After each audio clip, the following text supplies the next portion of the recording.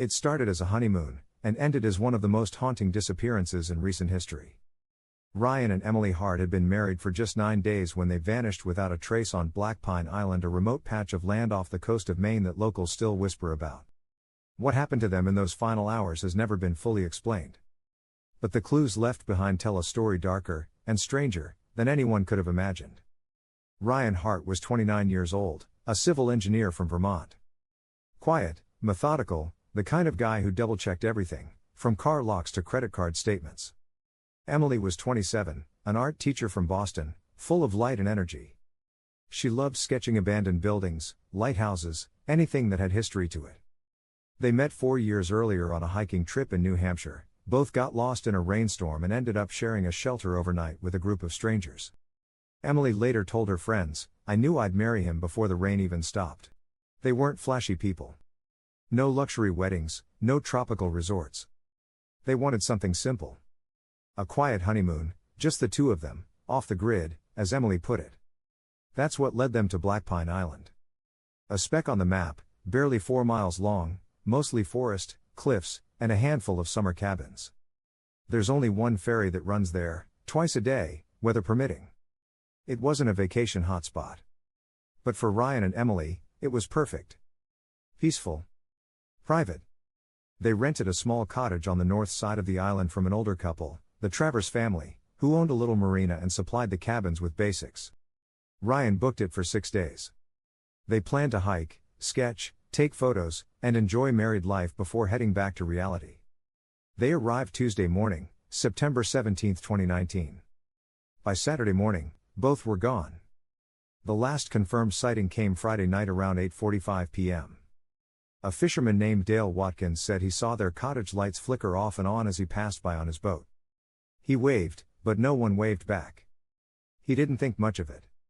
When the ferry captain noticed their luggage still sitting on the dock Sunday afternoon, tags still attached, untouched, he called the sheriff's office. By Monday morning, a full search was underway. The cottage looked untouched at first. Their clothes were neatly folded in drawers. Emily's sketchbook was open on the table, the last drawing a half-finished sketch of a lighthouse on the far side of the island. Ryan's wallet and phone sat next to the bed. Emily's phone, however, was missing. There was no sign of a struggle. No broken glass. No footprints leading toward the woods or beach. It was as if they'd simply stepped outside and never returned. Search teams combed every trail, cliff, and cove. The island isn't big, but it's rugged, dense woods, gullies, sharp drop-offs. Volunteers found a pair of flip-flops belonging to Emily about half a mile from the cottage, near a spot locals call the Bluffs. It's a dangerous area, slippery rocks and a strong undercurrent below. At first, investigators thought they'd gone walking at night, slipped, and fallen into the water. It happens more often than people think. But there was a problem. No bodies ever washed ashore. And the currents there, they pull outward, yes, but debris always turns up eventually. Clothes. Shoes. Anything. Nothing did. The Travers couple, who owned the cabin, mentioned something odd. On Friday night, the night the couple disappeared, they'd heard someone shouting near the woods around 11 p.m. They assumed it was teenagers. Sometimes kids from the mainland sneaked over by boat to camp illegally. But the shouting stopped abruptly after a few seconds. Later, police checked phone logs from the island. At 11:12 p.m., a 911 call had been made from Emily's cell phone. The call lasted just 7 seconds before it disconnected. The only thing recorded was muffled breathing and 2 words investigators couldn't agree on. Some heard, "Ryan, no." Others heard, "Run now." The phone was never recovered. That's when the story went national. A newlywed couple. A remote island. A missing person case that made no sense. News crews flooded the docks. Tourists came hoping to see the haunted cottage. Locals grew frustrated and afraid. Because as more information surfaced, the story only got stranger. During the second week of the search, a diver found a camera wedged between rocks near the east shore. It was Emily's, a Canon DSLR, water damaged but intact enough to recover the memory card. The first photos were ordinary, Ryan grilling outside, Emily sketching, a golden sunset. But the final 3 were unsettling. 1, taken around 6:20 p.m., showed the edge of the forest with what looked like a figure standing between the trees, distant, blurry, human-shaped. The next photo was the same spot, zoomed slightly closer. The figure was gone. And the last, just minutes later, showed a dark reflection in the cottage window behind Emily's shoulder. Investigators couldn't determine who or what it was. Online, theories exploded. Some said they were murdered by locals covering something up. Others believed they staged their own disappearance.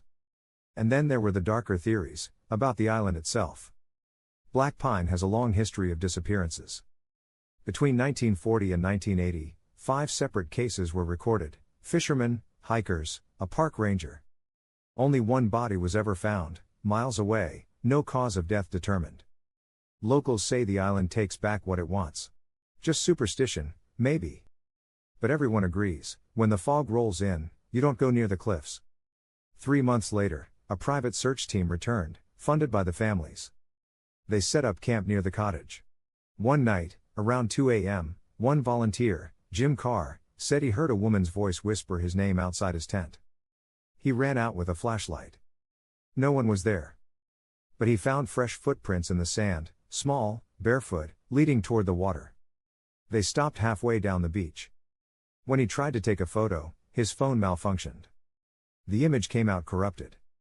He left the island the next morning and never went back. By 2020, the case went cold. Ryan's family still hoped. Emily's parents just wanted closure.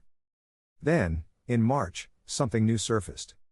A hiker exploring the southern cliffs found a small clearing under a pile of stones, a metal box buried shallowly beneath. Inside was a waterproof pouch holding a journal. It was Emily's. The first pages were cheerful, sketches, meal notes, weather updates. But the last few were uneasy. Her handwriting trembled. The tone turned fearful.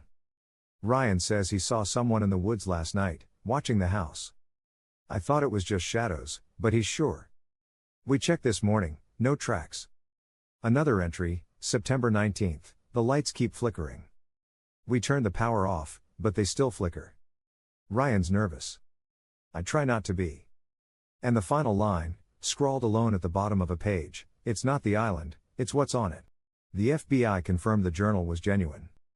But the clearing where it was found had already been searched months earlier. Meaning someone placed it there afterward.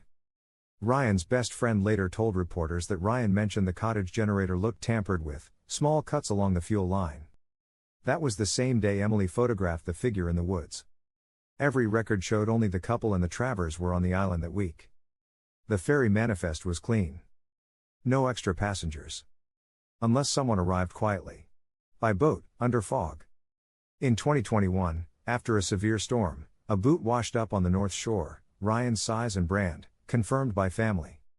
It was the first physical clue in nearly 2 years. But tests revealed nothing, no blood, no trauma, no DNA trace beyond seawater. The case stayed frozen. Even now, people still visit the island. Some bring flowers. Some bring cameras. The cottage still stands, boarded windows, padlocked door. Locals stopped renting it after what happened. But they say on quiet nights, if you walk past the trail leading there, you might hear faint music, the same piano piece Emily used in her wedding video. A soft melody drifting across the wind. There's one last detail that never made the official report.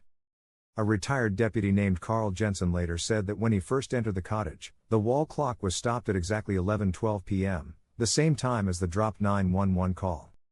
It was a battery clock, yet the compartment was empty. And when he returned a few hours later while packing evidence, the hands had moved to 11:13. He thought it was fatigue or stress.